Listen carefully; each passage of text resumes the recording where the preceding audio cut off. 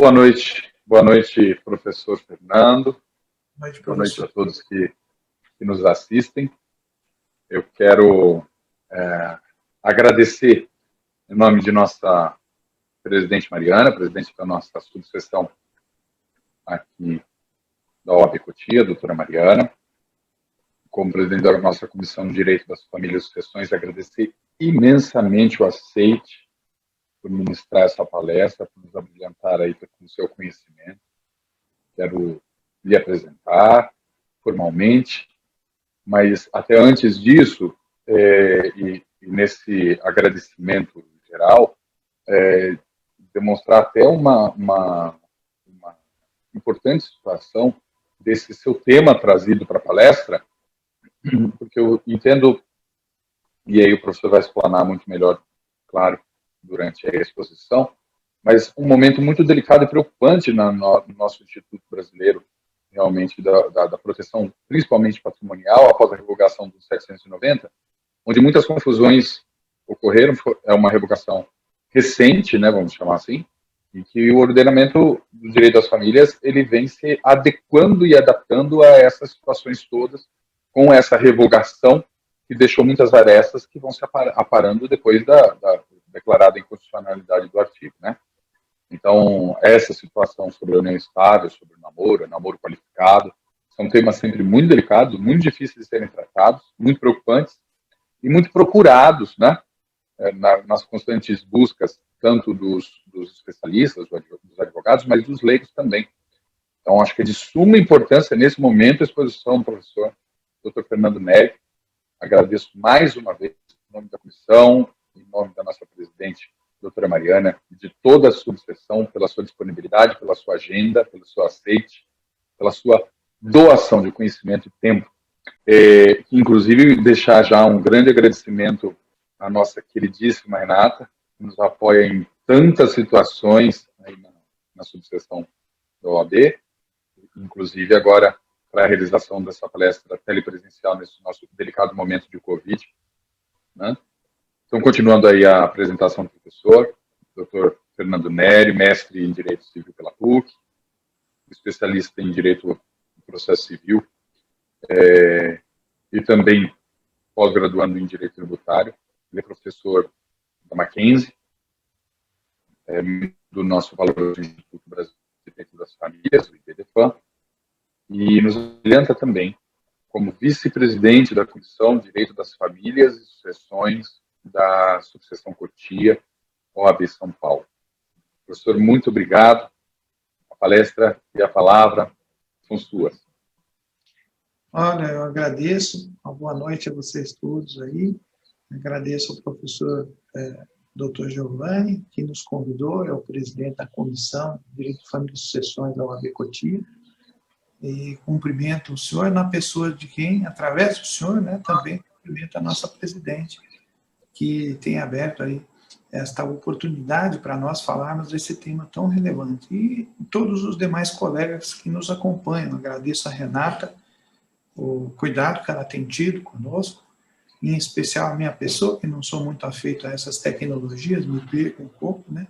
Então eu fico grato aí pelo suporte que vocês têm desempenhado em meu auxílio. Muito bem. Nós escolhemos esse tema porque é um tema, como o professor Giovanni falou, um tema bastante recorrente nos tribunais. Recentemente nós tivemos aí a revogação do artigo 1790 do Código Civil, que afastou uma discrepância que havia no tratamento em relação à união estável, né, nos casos de sucessão, e é muito comum acontecer a manifestação aí após a morte de alguém, dessa colocação de um namoro, né, que muitas vezes é colocado como se fosse uma união estável. Então a pessoa, ela falece e aí aparece, né, a suposta companheira, e eu digo aqui suposta porque nós vamos trabalhar a ideia de namoro qualificado, né? E o que seria esse namoro qualificado? O namoro qualificado é uma quase união estável, digamos, não é uma união estável, mas estava a caminho de ser tratada como. E há muito perigo para os advogados dentro deste campo. Por quê? Porque se não cuidar de examinar profundamente os elementos de uma relação, ao ingressarem com uma ação para propor esse reconhecimento, né, podem não lograr êxito e acabar trazendo prejuízo a seu cliente. Né? Então, é um tema intrincado, está longe de ser uma coisa simplista, deve ser examinado com cautela, e também não é algo novo. Nós vamos verificar que, dos estudos realizados que faríamos aqui hoje, um apanhado, desde 2004, esse tema já vem sendo tratado, inicialmente, pelo que se sabe, através dos ensinamentos dos professores, que acompanhamos também, que são pessoas que estão junto ao IBDFAM, são ícones, né, do direito de família, como o professor Tartus, o professor José Fernando Simão.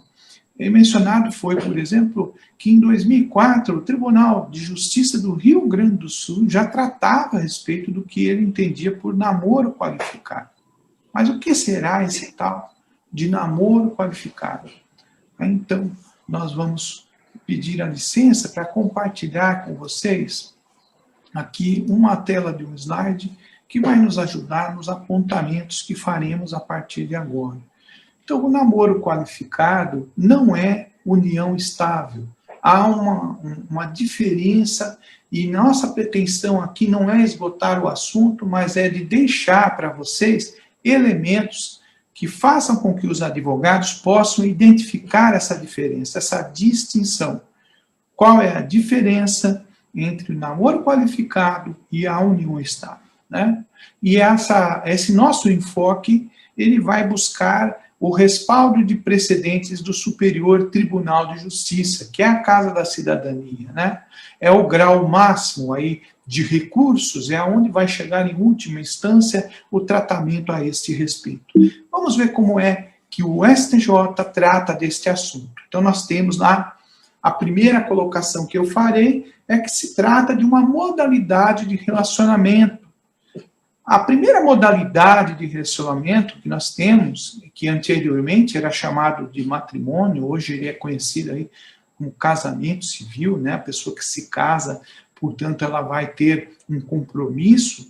Esse é o mais solene de todos, porque é um contrato de profunda solenidade, como nós vemos, há uma necessidade de pactos antinupciais, e no que diz respeito aos reflexos patrimoniais, há uma clareza solar em relação ao casamento, que o diferencia da união estável do ponto de vista probatório. Né? Nós temos o casamento, portanto, como uma das modalidades mais robustas de prova, né? E de elementos que propiciem aquele que é casado demonstrar que ele gozará da proteção do Estado.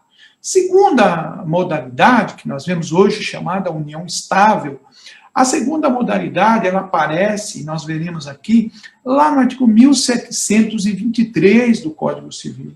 E a união estável, ela requer alguns requisitos para a sua configuração.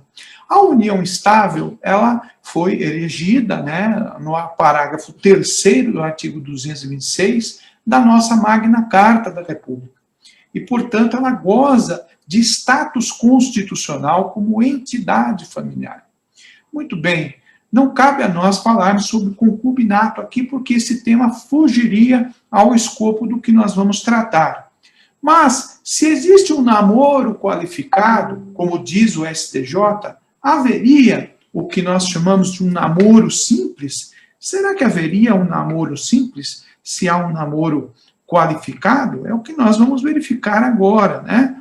Ao que parece, pelo que se percebe do estudo desse tema, o qualificado, até uma pessoa muito querida, conhecida nossa, disse, nossa, que estranho, chamar namoro qualificado, parece alguma coisa perto de um furto qualificado, né? É como se fosse um tipo de crime diferenciado, né? E sorrimos quando falamos desses aspectos relacionados ao direito de família, né? Mas, na realidade, a qualificação está justamente na diferença que nós vamos expor a partir de agora, que faz com que o namoro qualificado suba um degrau em relação a essa escalada do afeto. O professor Euclides da Cunha tem um artigo muito interessante e que ele intitula esse artigo de A Escalada do Afeto, onde ele vai falar das diversas possibilidades de relacionamento, desde o ficar, do namoro, e é um artigo que eu recomendo a leitura dos colegas. Muito bem, sigamos em frente. O que seria esse reconhecimento constitucional? Bem, quando nós falamos que a união estável ela goza de um reconhecimento do Estado, de uma proteção por parte do Estado, é porque ela agora está num patamar, né, de entidade familiar reconhecido pela Lei 9.278/96. Como vocês já sabem, doutores, no passado exigia-se aí um tempo, né? Primeiro se falava que tinha necessidade de duração de 2 anos, depois 5 anos, finalmente essa história da quantidade de tempo de duração para a configuração da união estável acabou desaparecendo. Mas fato é que a união estável atrai também um regime de bens, que é o regime de bens legal, e não afasta a possibilidade da escolha de outros regimes. A união estável, ela também goza da facilidade de sua conversão em casamento, como preceitua o artigo 1723 do Código Civil. Então, para o nosso legislador, o Código Civil diz que é reconhecida como entidade familiar a união estável entre o homem e mulher, tema também debatido perante ali o STF, né? O STF compreendeu que há aqui uma interpretação extensiva deste texto, incluindo, portanto, o tratamento de onde está escrito homem e mulher como pessoa, permitindo as uniões homoafetivas, como assim chamadas. Hoje a união estável já reconhece também esta nova configuração, dada por interpretação extensiva do STF. E diz que esta união, ela se configura por esses 3 elementos, ou 4, que estão aqui mencionados. Obrigatoriamente, devem estar presentes, não um ou outro, mas todos devem estar presentes para a configuração de uma união estável. O primeiro deles, mencionado no texto pelo legislador, é a convivência deve ser pública. Não se pode acreditar que haja uma união estável escondida, velada. Por quê? Porque esta convivência deve ser pública, né? Deve ser algo visto por toda a sociedade e notado e perceptível pela sociedade, né? Alguns mencionam lá a possibilidade, portanto, a posse do estado de casados, né? Alguém olha e nota que aquilo é um casal, que eles têm algo em comum. Ainda diz que deve ser uma convivência contínua e duradoura, e estabelecida finalmente em verde, com o objetivo de constituição de família. Grave esta cor verde que você vai compreender por que nós destacamos esta cor verde mais à frente. Então, o objetivo de constituição de família é o elemento caracterizador que agora, por força destas interpretações concedidas pelo STJ, e que nós vamos abordar, ele se demonstra, no meu sentir, como o elemento mais importante. Todos são importantes, é verdade. Dizemos que todos devem estar presentes, é verdade. Mas é verdade que o que vai definir a distinção entre união estável e qualificado namoro, ou namoro qualificado, como queira chamar, vai ser o objetivo de constituição de família. É esse aí o objetivo de constituição de família, o elemento que vai diferenciar uma união estável de um namoro qualificado, tá? Então, os demais artigos que seguem na sequência não são necessários leituras. Bom, o que se consegue quando se comprova a existência de uma união estável?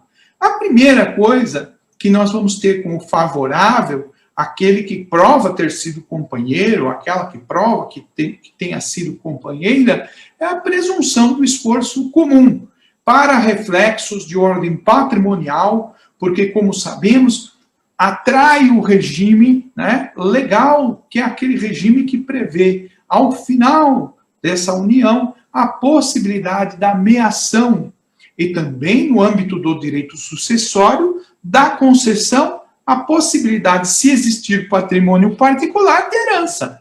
Então, poderá ser herdeira e meira, ou herdeiro e meiro, aquele que sobreviva for a um relacionamento destes. Se comprovar a existência da união estável, haverá, em seu benefício, a presunção de um esforço comum. E essa presunção, ela é, portanto, um reflexo importante para aquele que pretende ver reconhecida a sua união estável. Tanto no casamento quanto na união estável, existem aquelas hipóteses que a lei não permite, portanto, haver comunicação. Quais são? Aquelas escritas no artigo 1641.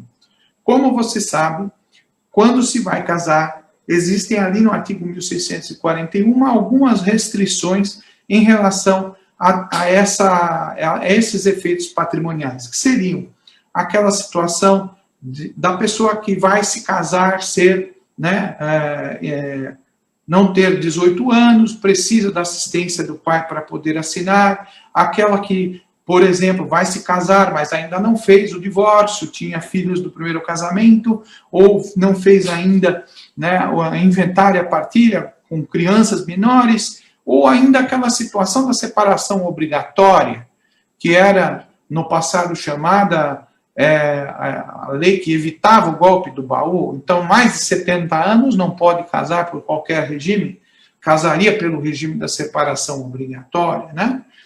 Tirada essa hipótese, que são as hipóteses de exceção em que não haverá, portanto, o regime da comunhão parcial de bens, tiradas essas hipóteses, as demais permanecem. A união estável ela permite que eles escolham o regime, e se não houverem escolhido nenhum, o regime atraído será aquele regime que nós falamos agora, que é o regime da comunhão parcial, em que ela pode ser, ela é meeira obrigatoriamente dos bens comuns adquiridos na constância, e ela também poderá ser herdeira dos bens particulares. Exclui-se da regra, como nós sabemos, os bens que são subrogados, aqueles que já pertenciam ao patrimônio particular, no caso de dissolução, né? Aqueles bens que são recebidos em doação exclusiva por herança. Muito bem. Agora nós temos que verificar uma coisa que é importante. Quando nós estivermos diante de um caso que, notadamente, se tratar de união estável, a competência para resolver quaisquer demandas que versem sobre a união estável é a competência da vara das famílias e das sucessões. Isso não há dúvida, né? No entanto, quando nós tivermos qualquer situação que diga respeito ao namoro, seja namoro qualificado, ou namoro simples ou comum, como queira chamar, a competência será da justiça comum. Não se trata na vara de família as questões relacionadas a namoro, porque o namoro não é uma relação que poderia possuir aí, digamos, o condão de ser tratada na vara de família. Este é um elemento importante que pode trazer para os profissionais, na articulação da sua defesa processual, se estiverem do lado daquele que é demandado, a possibilidade aí de declarar, portanto, a remessa para o foro competente, ou até mesmo, em muitas das causas, a derrota na ação, conforme for o erro ou o equívoco, né, que tenha sido o equívoco que tenha sido lançado na sua petição. Pois bem, enquanto nós estamos falando, se houverem perguntas, eu ficarei à vontade para o doutor professor Giovanni estar colhendo lá e tem a total liberdade para me interromper quando quiser, né?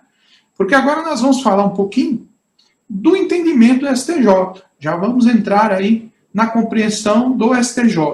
Antes de falar do STJ, eu mencionei a vocês o artigo do professor Flávio Tartucci, tá?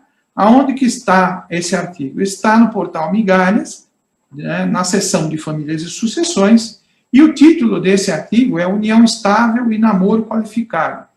Este artigo do professor Flávio Tartucci foi publicado em 28 de março de 2018. E desta palavra do professor Flávio, colhemos a seguinte inscrição. Ali ele menciona que o Tribunal de Justiça do Rio Grande do Sul, em 13 de agosto de 2004, decidiu, portanto, né, o 4º grupo do Tribunal de Justiça do Rio Grande do Sul, através do desembargador José Ataídes, ele decidiu uma questão identificando o namoro qualificado. E eu ressalto e peço licença para ler um trechinho do seu do seu acórdão, que é tão importante. Ele diz o seguinte: faltou um requisito essencial para caracterizar como união estável. E existiu o objetivo de constituir família. Com efeito, durante os longos anos, o namoro mantido entre os litigantes, eles mantiveram vidas próprias e independentes, realizaram várias viagens juntos, comemoraram datas festivas e familiares, participaram de festas sociais e entre amigos. A autora realizava compras para a residência do réu, pagas por ele, e às vezes ela levava o carro dele para lavar. E consta que ele gozou licença-prêmio para auxiliar o namorado, ela, né? Para auxiliar o namorado no momento de doença. Contudo, ainda que o relacionamento amoroso tenha ocorrido nesses modos, nunca tiveram o objetivo de construir família. Então, veja, uma decisão do TJ do Rio Grande do Sul, já em 2004, identificava isso. Que o que será, não é. Veja que interessante. O que será, não é. E você vai entender esse trocadilho que faço agora também. Assim como nós dissemos que aquela cor verde relacionada, quando fala do objetivo de constituir família, significa que eu tenho que provar no presente a existência dessa família. Eu tenho que provar no presente. O que será ainda não é. O que quer dizer? Que ter um projeto de ter uma família não é ter uma família. Ter uma família seria demonstrado a partir do presente momento. Nós temos, então, um elemento caracterizador aqui, como vocês verão, que permite identificar que quando nós temos um projeto de constituir uma família no futuro, isto não serve, portanto, para que nós possamos ter aí a caracterização, né, digamos dessa forma, do namoro qualificado. Então, a ministra Nancy Andrighi, agora em 2012, voltando, nós saímos lá do Rio Grande do Sul, 2004, e pulamos para 2012. Nancy Andrighi, STJ, e diz o seguinte: eu colhi apenas um excerto do recurso especial de número 1.263.015 de Rio Grande do Norte. A ministra Nancy diz o seguinte: o desejo de constituir uma família por seu turno é essencial para a caracterização da união estável, pois distingue um relacionamento dando-lhe a marca da união estável, ante os outros tantos, que, embora públicos, duradouros, e não raras vezes com prole, não têm o escopo de serem família, porque assim não quiseram os seus atores principais. A demanda declaratória de união estável não pode prescindir de um dirigente perscrutar sobre o querer constituir família, um desejo anímico, né, que deve ser nutrido por ambos os conviventes. E a falta dessa conclusão impede o reconhecimento de união estável. Cabe para nós aqui fazer um breve relato. Nós vivemos momento, como disse o professor Euclides de Oliveira, da escalada do afeto.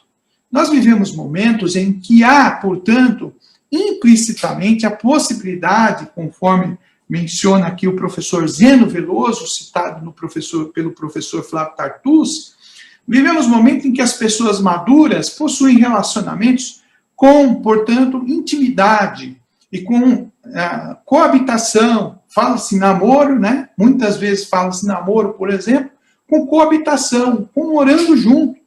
E é possível, portanto, que uma pessoa more junto, coabite, né? E mesmo assim não tenha união estável. Então tem que tomar muito cuidado. Por quê? Porque constituir família, ter o desejo de construir família, não é a mesma coisa que morar juntos. Esse exemplo que nós mencionamos do Tribunal de Justiça do Rio Grande do Sul, como se verificava, cada um tinha o seu dinheiro, cada um tinha o seu propósito, um ajudava o outro, mas essa cooperação era uma cooperação entre amigos, né, que não se configuraria, portanto, no projeto de vida em família, ou daquele ânimos familiar, né, que seria o indispensável. E nós vamos ver que tem dois elementos aí ainda, que seria o more uxório e também o affectio maritatis. Então, nós temos duas situações aí distintas que precisam, obviamente, estar presentes. No namoro qualificado, nós vamos encontrar né, esta convivência pública, esta convivência duradoura, nós vamos encontrar tudo isso, que seria aquilo que se refere ao more uxorio, né? O dever de cooperação, de estar junto. No entanto, quando nós olhamos para o lado do affectio maritalis, que seria, portanto, um vínculo maior do constituição da família, vai estar faltando algo. Quando faltar, nós estaremos deparando aí com o que chamamos de namoro qualificado e não com a situação relacionada à união estável. Ainda diz a ministra Nancy Andrighi, em relação ao mesmo caso, na relação de namoro qualificado, os namorados não assumem a condição de conviventes porque eles não desejam. Ou seja, a declaração de imposto de renda dele vai ser solteiro, declaração de imposto de renda dela será solteira também, né? A conta bancária não será conjunta, não haverá conta bancária conjunta, não haverá, portanto, título de clube onde um ou outro conste, portanto, como dependente, perante a apólice de seguro dos automóveis, não vai figurar o outro como alguém que dirige junto, ou que está autorizado a dirigir o mesmo veículo. Ainda que façam viagem juntos, não haverá uma fusão de patrimônios em prol dessa viagem, cada um paga a sua, né? Ou é uma viagem com uma forma de presente, isso também não configura, né? Mas ele está ajudando ele no momento de doença, mas é possível ajudar como namorado e não como companheiro. Vejam que devemos fazer aqui a análise, doutores, quando formos analisar o caso, é verificar qual é o ânimo que eles possuem. Se nessa relação ambos possuem o ânimo de continuar tendo uma vida de liberdade, livre, né, desimpedido, não um compromisso de estar junto com o outro, nós estaríamos diante do que nesse caso? De um namoro. Muitas vezes esse namoro pode ser um namoro qualificado. Ainda que vivam sob o mesmo teto, não vai configurar, portanto, a união estável. Deve tomar muita cautela em relação a isso. A Nancy, a ministra, ela diz o seguinte: são livres desimpedidos, mas não tensionam, naquele momento, ou com aquela outra pessoa, formar uma entidade familiar. E nem por isso vão querer se manter refugiados, já que buscam um no outro a companhia alheia para festas, viagens, acabam até conhecendo uma família do outro, posando para fotografias em festas, pernoitando na casa do outro com frequência, ou seja, mantém uma verdadeira convivência amorosa, mas ela não tem o objetivo de constituir família. Percebem a clareza, doutores? Percebem a clareza? É muito claro. Pernoita, coabita, convive, tem fotos. Aos magistrados, ficaria o meu conselho, humildemente, aqui como um professor de direito civil. Foto não prova nada. Quando nós temos fotos, as fotografias são elementos que devem ser analisados no conjunto de tudo que nós estamos dizendo nesse momento, para verificar se aquela relação deixa marcas claras e indeléveis de que havia o objetivo de constituir família. Se não estiver claro no conjunto probatório, marcas indeléveis deste objetivo de constituir família, não haverá união estável. Nem com foto, nem com fotografia de festa, nem pernoitando na casa. Esses outros elementos permeiam. Os colegas devem estar atentos à pólice de seguro, né? Previdência privada, deve haver comunicação de quem é o dependente, de quem ficaria cuidando no lugar, ficha de internação médica, se interna no hospital, quem é a pessoa que vai colocar ali como responsável. A primeira pessoa que você vai colocar como responsável, certamente, vai ser aquela pessoa que cuidou de você e que sabe que você sabe que vai cuidar do seu corpo se você vier a falecer ou ter algum problema. Essa pessoa, portanto, é a pessoa com quem você escolheu um projeto de vida, um projeto de constituir família. Se não constou, é evidente que está faltando a marca indelével da presença, portanto, do que nós entendemos por união estável. Ministra Nancy Andrighi, em 2012, conclui: não houve união estável nesse caso específico, mas sim um namoro qualificado, em que, em virtude do estreitamento do relacionamento, eles projetaram para o futuro e não para o presente o propósito de constituir uma entidade familiar. É aquilo que eu disse aos senhores: o que será ainda não é. né? O que será? Ah, será um casamento. Ainda não é. A convivência do casal, ainda que com a coabitação, se deu apenas pela conveniência de ambos em relação aos seus interesses particulares. Logo, não havia interesse de constituir família. Veja que coisa interessante. Quando nós partimos deste pressuposto de que há necessidade da demonstração não apenas do moro uxório, mas também do affectio maritalis, nós passamos a compreender que o propósito que eles devem ter é que demonstre a constituição da família naquele exato momento.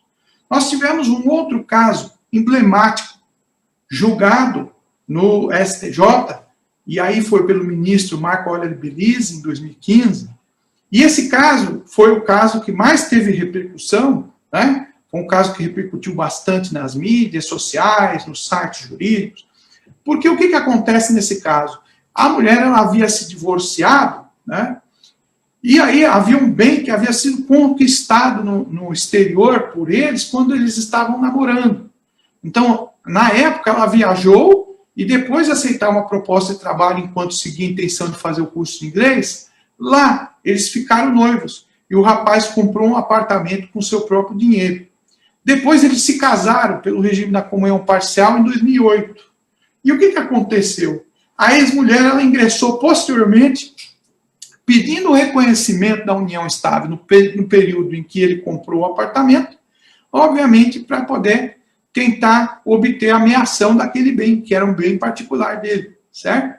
Então, esse caso foi um caso emblemático, um caso em que esta senhora não foi bem sucedida, né? Justamente pela interpretação de se tratar de um caso relacionado ao namoro qualificado, e não união estável. O ministro Marco Aurélio Belize, ele diz o seguinte, não houve união estável, mas sim um namoro qualificado, em que, em virtude do estreitamento do relacionamento, eles também projetaram para o futuro, e não para o presente, o propósito de constituir uma entidade familiar. Ou seja, seguiu a mesma linha do caso de Nancy Andrighi 2012, seguiu a mesma linha.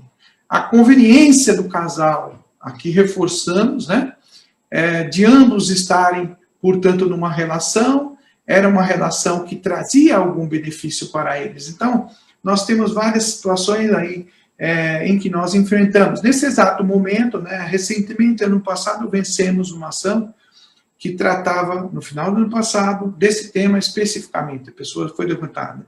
E tem uma outra que está em curso também. A parte também alega a mesma situação, né, que o imóvel teria sido adquirido num período de união estável. Então, tem que se verificar aqui nesses casos, com muita cautela, o que está sendo dito aqui, né, para verificar se cabe ou não. Por quê? Porque se não era união estável, não vai ter direito a ameação alguma, né? E se você, como profissional, você propor uma ação e houver o risco, né, o risco é grande, pode ocorrer uma sucumbência, pode perder a ação.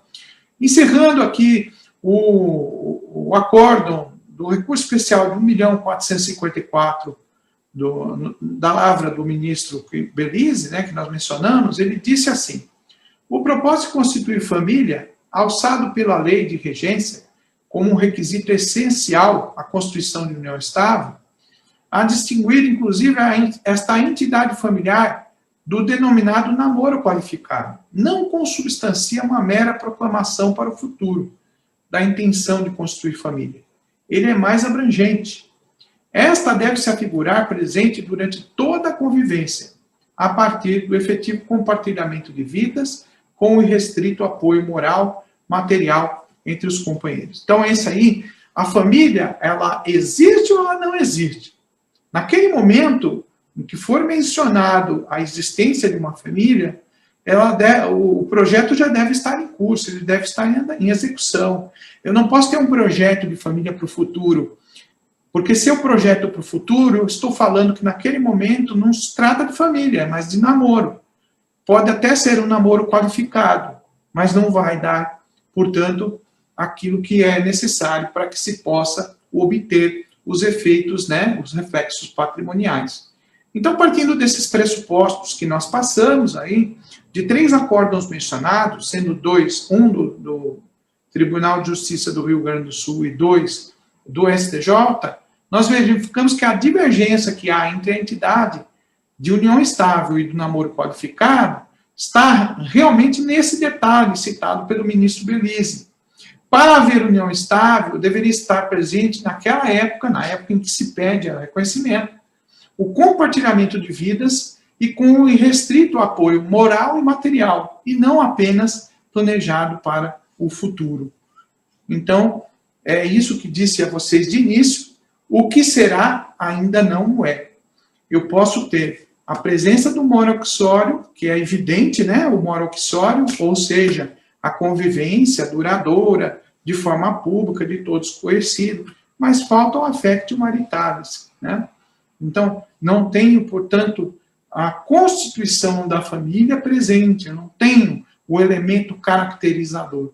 E dessa forma eu posso até, nesse caso, né, analisando a situação, perceber que aparentemente há ações que demonstram ser ações de grande sucesso e êxito, mas diante dessa interpretação que o STJ dá, nós podemos sofrer aí um problema sério, né? Acabar sendo combalidos numa ação e perder essa demanda se não olhar calmamente para essas hipóteses que estão sendo mencionadas. Já partindo agora para o final, que eu vou abrir a oportunidade para que o professor nos diga quais são as perguntas que estão sendo realizadas, vamos para as conclusões. Muito bem. Seguindo aí o tema daquele artigo do professor Euclides de Oliveira, né, a escalada do afeto, que eu recomendo também a leitura, ele tornou indispensável essa escalada do afeto a demonstração da affectio maritatis, ou seja, necessidade da prova não apenas do mora uxorio, mas do affectio maritatis, da constituição de família, né? No momento em que se pretenda reconhecer a união estável. Então, a presença apenas do mora uxorio, que seria essa presença de compreensão de que se trata de uma família, ela não satisfaz a condição exigida pelo artigo 1723. Portanto, não basta que um relacionamento seja público, duradouro, contínuo, e que estejam vivendo sob o mesmo teto. Isso aí tudo estava presente, segundo o ministro Belize mencionou, no caso que nós mencionamos aqui como precedente, o último de 2015. Do mesmo modo, a projeção de propósitos para o futuro, ela não vai se prestar a emprestar efeitos naquele momento, o qual se pretende ver declarada a união estável. Logo, fica aquela frase que eu compus aqui, né, que o que será ainda não é. Ainda que o pedido de reconhecimento de união estável contenha pedidos indenizatórios, os mesmos não se aproveitarão, pois não pertencem à justiça especializada. Evidentemente que, se não se tratar de uma união estável, o pedido de indenização também não será aproveitável, porque é da competência da justiça comum, né, falar a respeito de indenizações civis, que seria, me parece, o caso fique demonstrado que se tratava, de fato, de uma namoro qualificado e não de uma união estável. Então, senhores, feita a exposição, eu vou agradecer aqui e ficar à disposição para as perguntas. Eu vou fechar aqui o quadro e vou devolver ao presidente, que está com a palavra a partir de agora, professor Giovanni. Professor Fernando Neri, me ouve bem? Ouço bem, ouço bem. Excelente exposição, como sempre, e num tema bastante delicado, como a gente já comentou no início, né? Tenho aqui algumas perguntas, algumas considerações, muitos abraços, muitos agradecimentos pela aula. Vou ler alguns comentários e trazer aqui alguns questionamentos, tá? Dos presentes na live. Antes de mais nada, o Dr. Carlos de Andrade foi seu aluno. Ele manda um grande abraço e diz que é um prazer reencontrá-lo na live. Várias pessoas desejando boa noite. Tenho uma pergunta. A doutora Fabiana Salgado também tem algumas considerações interessantíssimas que eu vou deixar para o final.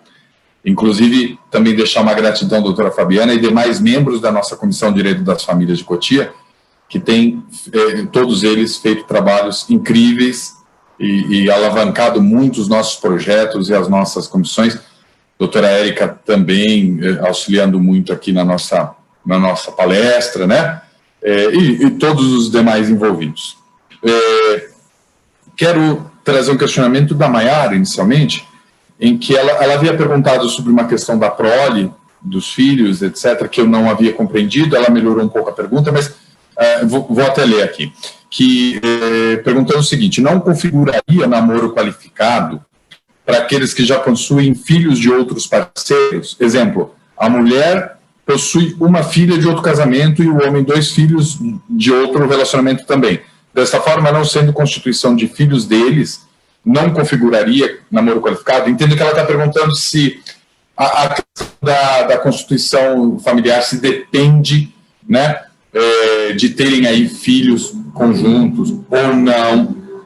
Se puder explanar um pouco sobre isso, professor. Maiara, aqui fica a pergunta, agradeço a pergunta. Olha, pela sua pergunta, você trata de uma questão em que a família é aquela família mosaico, né, doutor Giovanni? Então, que traz filhos do primeiro casamento, e ambos trazem filhos, e aí forma-se uma nova família a partir dali, né? Muito comum essa família mosaico, como citada pela doutrina. Na verdade, o fato de ser uma família mosaico não afasta a possibilidade de configuração de uma união estável, né? É importante que a gente perceba que o propósito de constituir família, hoje, ele se desliga um pouco da ideia de ter filhos, né? Isso é uma situação que, no passado, ela era muito pujante. Você falava assim, tem filhos juntos, então está comprovado o desejo de constituir família. Assim como nós tivemos uma repersonalização dos direitos civis, a convivência com o fim, o propósito de construir família, ela evoluiu dentro desse conceito, né? Hoje não é mais a finalidade específica, não é a prole mais de ter o filho, então, mas sim de ter o propósito de estar juntos, né? Que seria o quê? Compartilhar uma vida juntos, propósitos juntos, né? Então, dentro dessa visão que a Maiara nos pergunta, me parece que o fato de ter os filhos do primeiro casamento, ambos terem filhos, isso não afastaria o união estável, não. Pelo contrário, poderá, sim, trazer uma caracterização até com mais facilidade se desenvolver o afeto aí entre pais e filhos, né, ainda que sejam pais e filhos de famílias distintas, porque isso poderia comprovar que existe um núcleo lá, um núcleo comum de afetividade, não apenas entre o casal, né? Então, isso é um detalhe importante que a doutora Maiara pergunta, e me parece que isso não é óbice, não, ao reconhecimento da união estável dentro do requisito do artigo 1723. É o meu parecer. Perfeito, doutor. Eu acho que eu vou deixar, inclusive, ainda um questionamento sobre essa pergunta da Maiara, que levanta uma situação que, na minha opinião, é a mais delicada do tema. Vou deixar como cereja do bolo. Trazer aqui os 2 questionamentos que a doutora Fabiana traz sobre essa situação da união estável. A primeira, ela elogia a sua colocação acerca da necessidade do olhar da magistratura, né?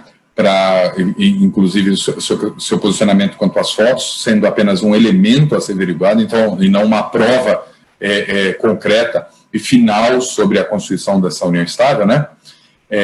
Então, ela elogia isso, mas ela traz também uma ponderação na sequência aqui, que acho que é muito importante, sobre o cuidado que também temos que ter ao mesmo tempo, né? Temos que ter o cuidado dos 2 lados, para não permitir a banalização dessa instituição familiar. E aí eu trago um ponto que o professor pode dar continuidade, que é o seguinte: eu gosto muito de trazer o ponto histórico mesmo do motivo de estarmos hoje discutindo sobre essa constituição de uma união estável, de um namoro qualificado e sua diferenciação, inclusive pelas questões patrimoniais, não só no direito das famílias, mas no direito das sucessões também, né? Nós temos um histórico. Qual é o motivo da revogação do 790?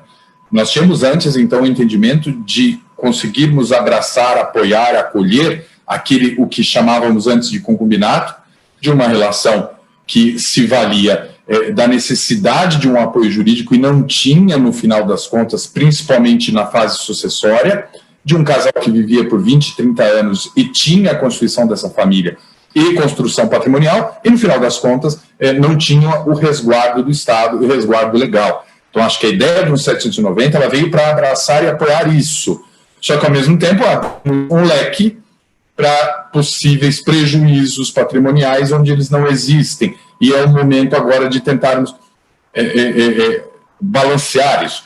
Não é isso, professor? É perfeito.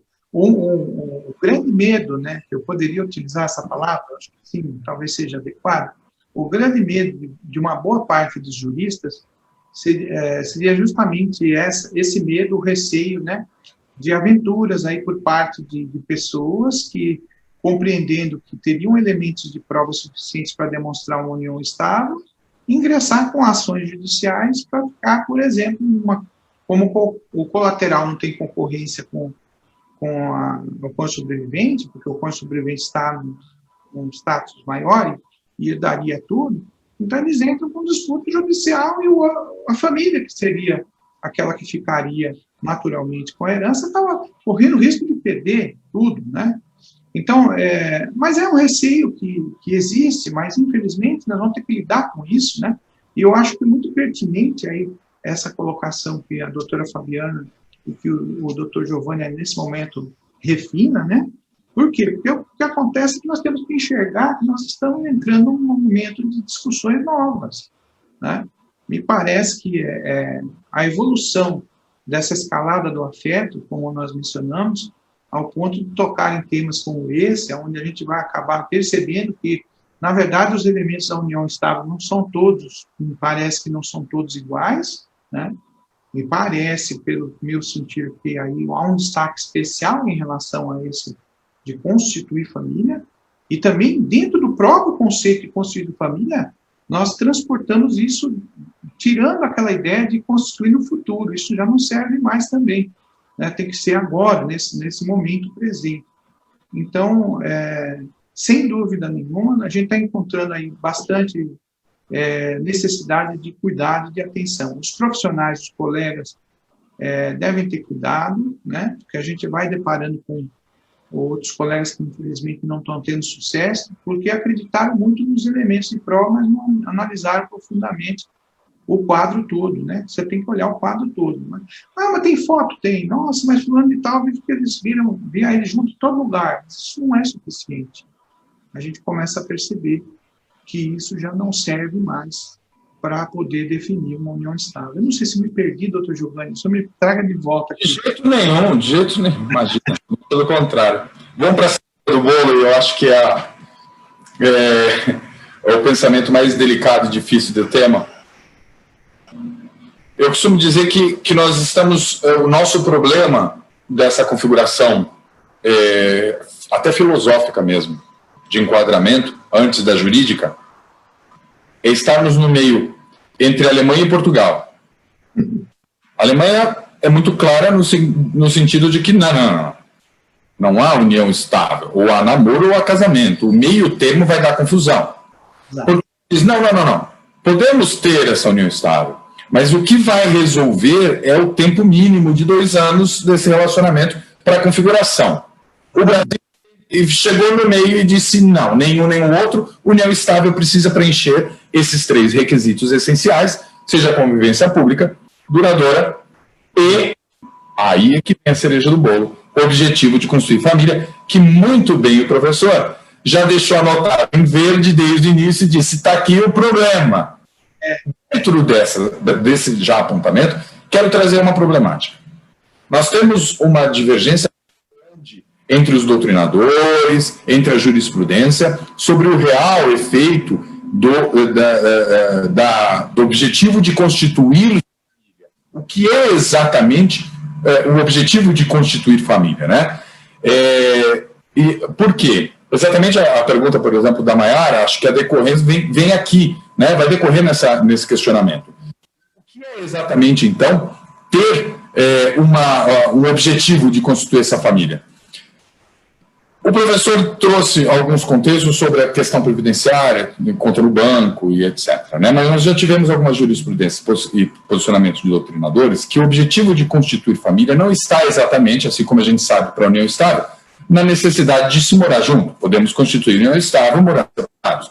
Também não está na necessidade de constituir, de terem os dois aqui um filho, terem uma prole, né? Podemos constituir família sem ter filhos, ou ainda termos filhos e não constituirmos uma união estável, certo?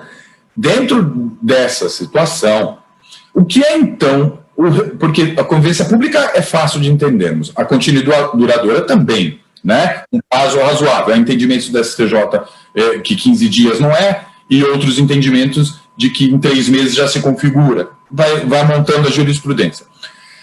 Há relatos, por exemplo, há posicionamentos, acordos, decisões e doutrina, dizendo o seguinte, o objetivo de família é essa preocupação mútua existente, e não necessariamente a relação de casamento, o que união estável não é casamento, mas essa preocupação mútua, e tem alguns exemplos interessantíssimos sobre a troca do pneu. Por exemplo. O pneu furou. Para quem é que eu ligo primeiro? Para esse meu namorado qualificado ou o meu dinheiro para me socorrer e vice-versa. Preciso pagar um boleto, não tenho dinheiro na conta. Pode pagar para mim, amor? Pago. Essa mistura possivelmente traz aqui a configuração de uma construção de família. Mas, muito bem sabe o professor, é o elemento mais difícil e é o motivo de tanta dificuldade em termos aqui uma clareza, né? Um norte mesmo. O que é namoro simples, como disse o professor? O que é namoro qualificado? O que é que diferencia um do outro? O que é união estável? Tudo está nesse objetivo de constituir família. Qual que é o posicionamento, professor, acerca dessa confusão filosófica sobre o que é exatamente demonstrar o objetivo de construir família? Olha, perfeitamente. Eu acho assim fantástica a sua pergunta, né? Em primeiro lugar, que está indo bem no cirúrgico, assim. Então, vai bem no pontinho que a gente não vê o pessoal falar de uma forma mais prática a respeito desse ponto específico. Então, eu fico muito feliz dessa oportunidade de tocar nesse aspecto, né? Então, o que acontece? Veja, dentro das decisões, pela análise que a gente tem, a cabeça do STJ, se é que nós podemos dizer assim, como é que eles veem? Primeira coisa, o objetivo de constituir família, parece-me que essa frase, transportada para o futuro, já não serve mais. Então, o STJ já entendeu que tem que ser agora, não é para o futuro. Né? Vou planejar ter uma família, já tem união estável. Não, tem que ter agora. E o que seria? Como é que eu percebo isso, doutor Giovanni? Eu percebo que a união estável, para se aproximar da ideia do que a lei fala, para poder equiparar a um casamento, ele ganhar esse status que a lei menciona, tem que haver uma comunhão de propósitos. Uma comunhão, portanto, não apenas, como você disse, para quem eu ligo primeiro? Com quem eu me preocupo, né? Vamos fazer uma contramão para a gente perceber o que é esse objetivo de constituir família. Como um casamento termina? E já estamos falando em matrimônio e casamento. O casamento termina pela dissolução dos propósitos. Primeiro derretem os propósitos comuns. Primeiro se acabam as afinidades, né? Se derrete os propósitos, então o casamento acabou e aí fica a insuportabilidade da vida em comum que leva o casal a divorciar. Bom, se seguirmos na contramão, talvez isso nos aponte o que seria o elemento, né? O objetivo de construir família. É o desejo de estar junto. É o desejo de buscar estar primeiro. A quem eu consulto primeiro? Olha, eu não tenho dinheiro para cobrir o cheque. Não se importe, eu vou aí, eu cubro o cheque para você.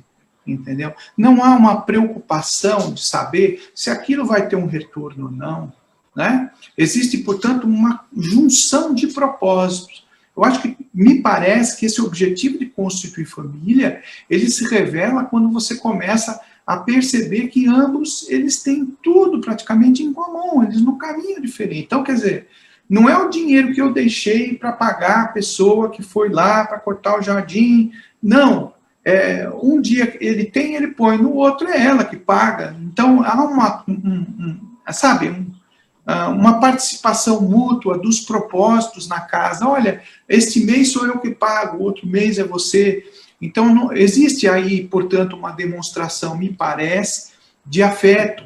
Essa demonstração de afeto que está presente, que traz a possibilidade de você visualizar que o casal não fazia nada, um sem a ajuda do outro, que os propósitos eram conhecidos, é o que demonstraria no meu entendimento, esse objetivo de constituir família.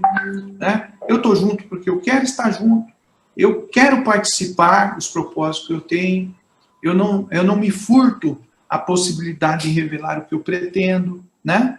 Então, muitos casais, o Dr. Giovanni, que também é advogado que cuida de família, sabe que muitos casais nos procuram, né, Dr. Giovanni? Ele fala assim, olha, ele começou a fazer tudo sem falar comigo. Ele foi lá e vendeu um terreno, ele vendeu uma casa, e não falou comigo. O que é esse não falar comigo? Estão se destruindo os propósitos de estar junto. O objetivo de construir família está se dissolvendo. Eu acho que é isso, Giovanni, é assim que eu sinto, né? Pelo menos é o que eu percebo. O que eu acho que é uma grande maravilha desse nosso direito das famílias e direito sucessório também é a mutabilidade tão rápida, né? Advinda dessas transformações e desses reconhecimentos, como disse o professor, seja, por exemplo, de uma união homoafetiva, e isso vai se transformando, né? E acho que é um tema realmente muito delicado e muito complicado, até mesmo porque não é uma matéria em que nós podemos decidir exatamente o que é A ou B, sempre vai depender do caso a caso, né? Mas existe aqui, acho que um grande motivador, que é essa transformação do seio familiar, né? Porque se vamos falar sobre constituição de família, antes disso, acho que sempre tem que vir uma pergunta: o que é família? O STJ já nos reconhece isoladamente como família, então o indivíduo sozinho é família, né? Então o pai e filho também é família. O família mudou muito. Então, quando eu falo em constituir família, só no termo já tem uma grande dificuldade, não é? Não, mas aí é que está. Veja que interessante. Você tocou no ponto importantíssimo, que é a família uniparental, por exemplo, né? Você mencionou agora. Quer dizer, já foi reconhecido o direito, né, de permanecer imóvel e da impenhorabilidade daquela que restou. Morreram os filhos, morreu o marido, morreu todo mundo, ela ficou no imóvel empenhorada, porque ali tem uma família.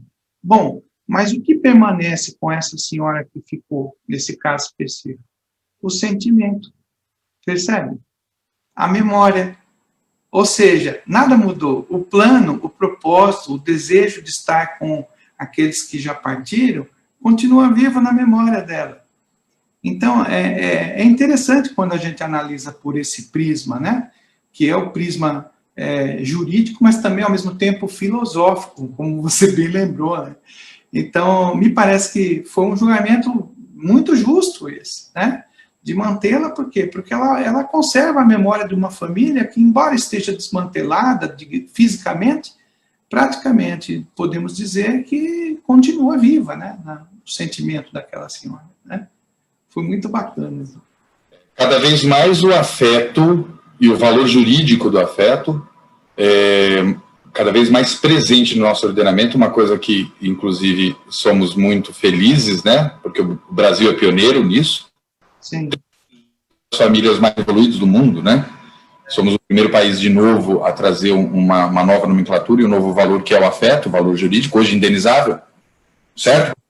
Então, também é um caminho, e gostaria de te perguntar se tem esse mesmo entendimento, também é um dos principais caminhos, o afeto, para identificarmos a constituição dessa família, ou essa vontade de constituição familiar, a troca permanente desse afeto, o que é também novamente tão delicado, porque nós não estamos falando apenas de sentimentos amorosos. No namoro também há afeto, né? Mas o afeto valorado mesmo, como peso, valor jurídico, indenizável, é aquele já num contexto familiar. Concorda com essa pequena vírgula? Eu concordo. Tem uma distinção total, né? Quando você fala de ter afeto no sentido de dever, né? Quando você assume o revestimento do dever, né? Eu tenho um afeto, mas eu tenho um dever. Não é um dever que você é demandado por ele, mas é um dever voluntário. Eu assumi voluntariamente esse dever, né? Ao estar junto, eu assumi o dever de estar com a pessoa, de estar, e automaticamente eu sei que eu vou ter que ter o dever de fidelidade, de cooperação e etc. Você pode aplicar isso também na relação entre pai e filho, né? Como a gente viu aí a ministra Nancy falando sobre o abandono afetivo, que ninguém é obrigado a amar, mas é dever do pai, né? Não abandonar seu filho, né? E estar presente quando ele precisa. O próprio dizer da ministra Nancy Andrighi, que o professor tão bem salientou ali, foi no julgamento dela, né? Onde amar é facultativo e cuidar é dever. Talvez aí esteja um ponto de reflexão muito interessante, nesse sentido que o professor trouxe, no seguinte sentido, talvez de tentarmos diferenciar este afeto de valor jurídico ao afeto que junto dele é um sentimento que junto dele traz o dever de cuidado. Transcrito aí pela ministra Nancy Andrighi nessa tão aclamada decisão, né? Concorda comigo? Diferencia o sentimento do namoro qualificado para o afeto já que está contaminado pela obrigação de cuidado, não é isso? Sem dúvida nenhuma. Veja essa definição da Nancy que o professor mencionou, né? Amar é facultativo, né? Mas cuidar é dever. Então, me parece que é aplicável também, né? Não apenas em relação a pais e filhos, mas também é aplicável quando nós tratamos aí de distinguir a questão do namoro qualificado, porque isso também se aplica, me parece que está muito perto do que seria a ideia de construir família e união estável, não? Essa ideia de dever de cuidado de um com o outro, né? No sentido de constituir família, isso é mais forte. É mais forte do que ter filho, né? Porque tem muitos casais, hoje nós temos casais aí que já casam com idade avançada, então eles não casam com o objetivo de ter filhos, né? Mas constituir família estará presente também, nada impede. Como o professor mencionou, pode morar em casas apartadas, já há reconhecimento de que pode ter a união. Mas para poder pegar o elemento, nós estamos tentando aqui mapear uma coisa difícil, né, professor? Que é a maior dificuldade que há hoje, que é de definir como. Agora, nós eliminamos algumas coisas, né? Já sabemos que para o futuro não dá, né? Só ter um projeto não é suficiente, então tem que pedir o presente. Algumas coisas nós já temos umas pistas aí que talvez ajude os colegas, né, a definirem bem o que seja isso, né? Mas cada caso é um caso, tem que ser estudado. Eu acho que um grande caminho que o professor nos deu, e acho muito interessante pensar dessa forma, porque quando é subjetivo, realmente vai depender muito, né, da individualidade moral e etc. Mas fazermos o caminho contrário é bastante interessante. Por exemplo, nós estamos falando aqui dessa diferença do afeto que tem a mesma nomenclatura, nós não estamos mudando a palavra. E até teve pergunta, enquanto estávamos falando, teve questionamento aqui que foi exatamente o que a gente comentou. Mas o namoro também tem afeto. Mas estamos tentando trazer o afeto não do dicionário, mas o afeto como valor jurídico. Isso. Né? E sendo assim, fazendo o seu exercício de, então vamos vir de trás para frente, então vamos pensar lá no término de um relacionamento e ver o que se perdeu, eu acho que é essencial talvez nesse momento, porque quando nós fazemos isto, nós entendemos que esse tipo de afeto vem com a responsabilidade, e aí podemos entender e fazer um pensamento que talvez nos auxilie na responsabilidade dos alimentos para o ex-cônjuge. Muito bem lembrado. O qualificado não gera uma responsabilidade para alimentar aquele que necessita. E agora tem a grande responsabilidade junto do afeto. Muito bem lembrado. Concorda? O dever, ele surge a partir do momento em que há ruptura, porque a lei reconhece que o dever deve permanecer. Ainda que seja por um período de tempo, a gente sabe que não dá mais para fazer se não tiver uma limitação temporal também, né? Se não tem prova de dependência, bom, nós sabemos que pode haver uma limitação temporal. Mas você tocou num ponto importantíssimo, o professor trouxe um ponto importantíssimo. A própria lei já declara que há o dever. Então, a lei reconhece que o cuidado é um dever, e precisa ser estabelecido, né? Eu acho que o trabalho, a atividade de fazer a marcha ré, né, que surgiu, não pensei isso antes não, tá? Isso aqui é fruto da nossa palestra aqui, do nosso debate, que talvez até renda um artigo aí, né? Pelo que a gente está percebendo, mas me parece que é uma atividade interessante essa, de fazer o caminho inverso, né? Porque a gente se preocupa com o que é, mas para chegar nele, teve todo um percorrer antes, né? Então, vamos retroagir lá, que a gente vai descobrir qual seria o âmago de tudo isso, talvez. Mas essa ideia que você acabou de esposar aí, dos alimentos, é fundamental. Isso serve como demonstração clara, né, desse dever que existe por conta do vínculo que terminou, né, mas a lei ela reconhece. O professor mencionou uma palavra que eu gosto muito e acho, é a minha primeira palavra sempre quando vamos conversar sobre esse assunto específico, que é dependência.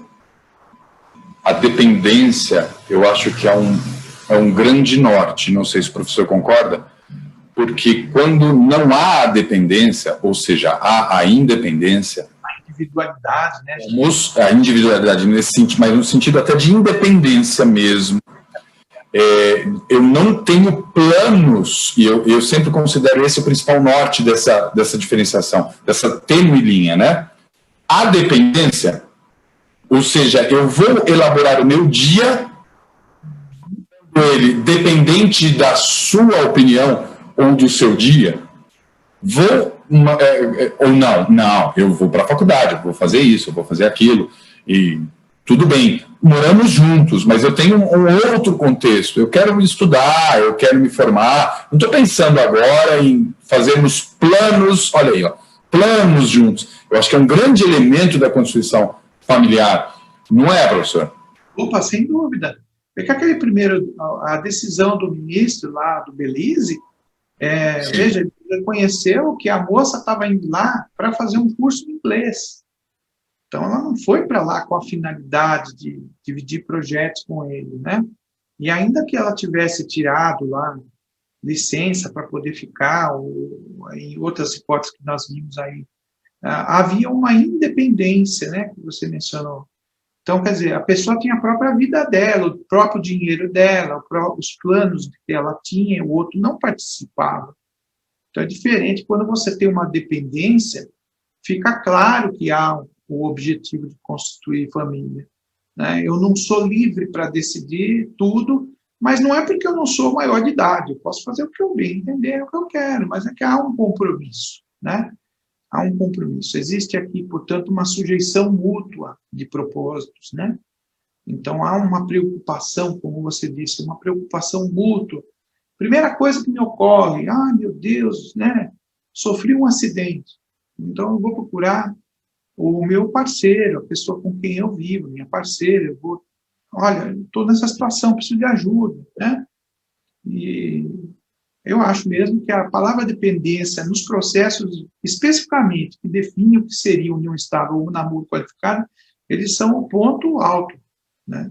Se não ficar aprovada a dependência do outro, não tem união estável. E não é só, pode ser a dependência econômica? Pode, também ajuda a comprovar a união estável, a dependência financeira, né? Mas a dependência, ela sempre vai estar permeando a união estável, né? E ela não estará presente quando nós estivermos deparando com o namoro qualificado. Para finalizar, um último comentário aqui que acho que levanta uma reflexão. Teve um comentário de que o que realmente assombra é a judicialização das relações afetivas. Bom, nós estamos experimentando isso, somos, como a gente disse, pioneiros, né, no mundo nessa situação, valoração jurídica mesmo do afeto.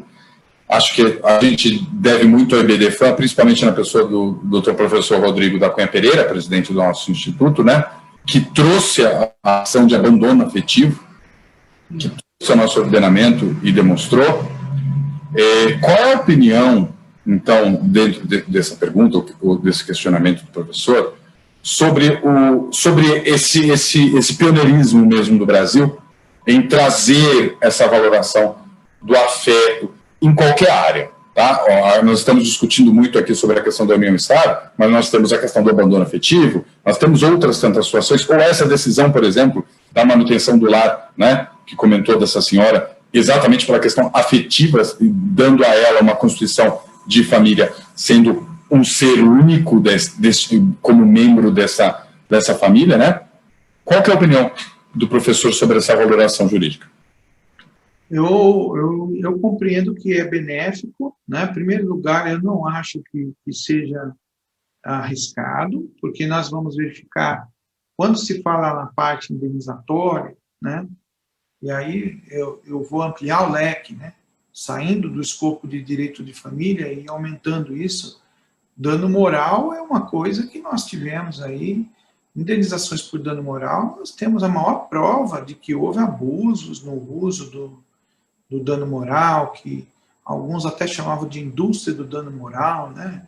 Porque as ações de indenização acabaram banalizando, alguns pedidos banalizaram, a ponto de surgir o conceito aí na seara do consumidor do mero de sabor, que hoje é um terror, né? Os advogados, em especial aqueles que atuam em direito do consumidor, o maior temor deles é obter uma decisão que considere aquilo que está sendo pleiteado um mero de sabor, porque aí o dano moral já foi para o buraco, né? Perdeu tudo, né? Mas isso é uma espiral obrigatória, né?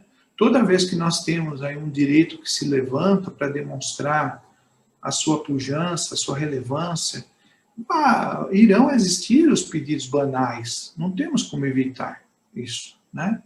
Então, certamente vão aparecer pedidos que serão banalizadores, a gente tem que ter o cuidado, o advogado ele tem que ter o cuidado de fazer uma advocacia séria, né?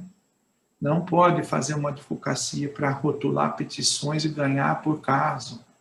Você tem que pensar em ganhar nome. Se você se preocupar em ganhar nome, ao invés de ganhar por caso, certamente você vai ter um futuro mais forte e melhor, né? E eu digo isso porque tem que ter cautela, né? Vou fazer uma ação de abandono afetivo, agora voltando para a nossa área, né? Muito bem. Então, que elementos de prova você tem? Você já correu atrás para verificar se tem as provas suficientes para poder promover esse tipo de demanda? Quais são os julgamentos contrários, né? Não entre com a ação se você tiver dúvida, né? Se tiver muito fraca a prova, é preferível que você não faça. Agora, Giovanni, e o que podemos fazer? A banalização, se existir, certamente vai haver jurisprudências que vão ser firmadas contrariamente, né? Mas elas também vão servir para dar um norte, uma direção, porque o trabalho do judiciário, né, dentro de todos os seus níveis de instâncias, é dar uma baliza do que é certo e do que é errado e mostrar o direito. Eles têm o dever de dizer o direito, né? Então, não me assusta isso. Me parece que isso daí, a banalização é um elemento que faz parte do jogo, né? Que a gente tem, infelizmente, de ingresso de propositura de demandas. Agora, novamente, eu insisto, a qualidade de cada trabalho vai definir aí o futuro dos profissionais. É lamentável que se compreenda a chamada judicialização, né, como os colegas mencionaram aí, do afeto. É lamentável que se compreenda que isto seja transformar afeto em dinheiro, porque também a finalidade não é essa. Como a gente sabe, a compensação financeira é uma forma de reparação da dor. né? Que o outro teve um prejuízo, uma dor, um sofrimento. E como, infelizmente, não é possível uma outra maneira de poder reparar, acaba se convertendo em valores, né, monetários, etc. Agora, não podemos também dizer que o afeto se traduz numa moeda, né? Então, isso aí é evidente que não. No Brasil, nós temos um problema muito sério, que eu considero um problema bastante difícil de resolver, que é a questão da baixa indenização moral, por causa desses pontos que nós abordamos, né? Então, nós temos aí valores de indenização moral ínfimos, ridículos, né? Em todos os segmentos do direito, nós vemos esse problema, porque o Brasil não tem essa cultura de danos punitivos, né? Como existe, por exemplo, nos Estados Unidos, em países que estão mais avantajados financeira e economicamente, mas isso precisa mudar também, né? Esse é um outro ponto que caberia aí uma discussão em outra área, mas que me preocupa também. Mas me parece, Giovanni, eu não vejo problema. Você vê, que tipo de aspecto você vê como problema nessa banalização, essa possível banalização do dano moral? Eu não vejo como problema não, professor. Eu vejo como um grande avanço. E acho que ele é mais fácil de se observar em outras áreas. Porque quando a gente vai falar aqui num abandono afetivo, numa ação indenizatória, que a gente vai ficar pleiteando e pedindo pelo amor de Deus, como muito bem disse, por um valor exemplar, sim, que é um dentre tantos para tentar trazer o caráter coercitivo, ou ainda uma estranha de cumprimento de um descumprimento de regime de convivência, de afastamento de criança com seus genitores, valor de multa diária, onde a gente tenta que não se faça, não cumpra mais aquilo, tentando amparar o afeto. Eu acho que já em outras tantas áreas a gente observa esse avanço no cuidado afetivo, né? Eu acho que essa proteção ela é triste demais, porque é para uma sociedade que precisa dessa proteção. Eu acho que é esse o viés. Só existe porque a sociedade precisa dessa coerção. Porque se tivesse uma conduta diferenciada, não precisaria do Estado intervindo nessa relação familiar. Nós tivemos um avanço, né, sobre essa intervenção do Estado, muito grande, e hoje estamos cada vez retroagindo mais, precisando cada vez mais da intervenção do Estado. Estamos andando para trás. Nesse sentido, sim, né? Mas eu acho que o ponto mais interessante que a gente consegue ver a necessidade desse apoio a essa relação afetiva ou essa judicialização, como foi comentado, um termo muito interessante na nossa área é a questão da alienação parental. Onde o prejuízo, o desgaste, o dano causado é tão grande e tão irreversível a este afeto, né, que se comenta, e há tanta distinção sobre isso, que há grandes debates sobre a revogação ou não da lei. E aí é onde eu defendo essa judicialização do afeto. É uma lei que precisa de uma melhor efetividade, assim como a Lei Maria da Penha. É sempre o meu discurso. Alegar que alguém fez uma falsa denúncia ou uma má utilização daquela legislação em proveito próprio não é motivo para cancelar ou para acabar com aquela legislação, para revogar aquela legislação. A legislação existe para proteger o afeto da criança e do adolescente, assim como a Maria da Penha, a proteger a mulher, em geral, certo? Dizer que, não, uma se utilizou mal, então vamos revogar a lei. De jeito nenhum, vamos melhorar a efetividade. Quem se utilizou de forma equivocada e de má fé daquela legislação, que tenha, novamente, um caráter punitivo, uma coerção muito maior e muito mais firme para coibir que aquilo se repita. Mas não vamos trazer aqui um pensamento negativo sobre essa judicialização do afeto. Não, ele precisa ser protegido, ele precisa. Idosos, das crianças, e por aí vai. No campo da indenização... Desculpa, oi?